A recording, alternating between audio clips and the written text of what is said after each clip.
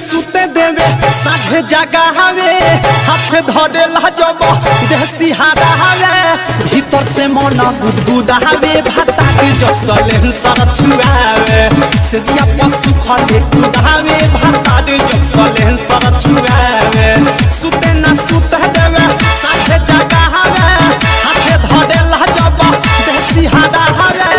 भीतर से मन गुदगुदा हवे भाता के जब सलेन सर छुआवे से जिया पशु खले कुदावे भाता के जब सलेन सर छुआवे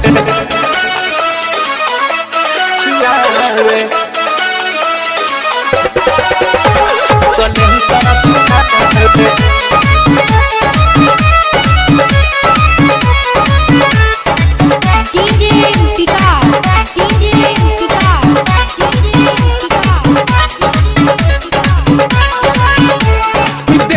सुहेला खाली मन नाही भरे पलंग पर हम हूँ पसद जानी रे सब जानी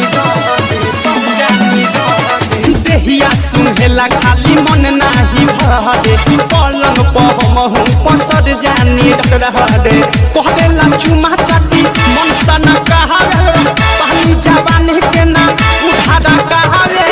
राती के पीरा से मुंगावे भाता के जब सलेन सर छुआवे से जिया पशु खले कुदावे भाता के जब सलेन सर छुआवे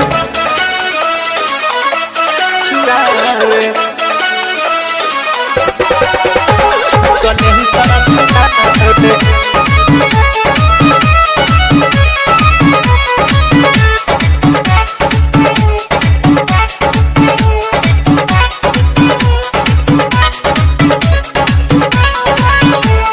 चुए हमारा गड गड पसेना ढोरी सुखावे हाके अचरा के बेना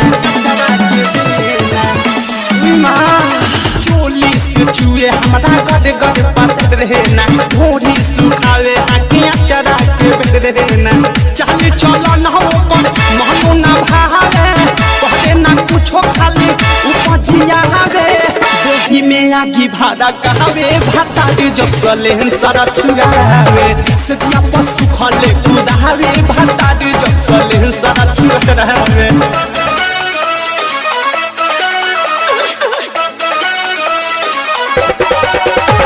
सलेन सर छुआवे सलेन सर छुआवे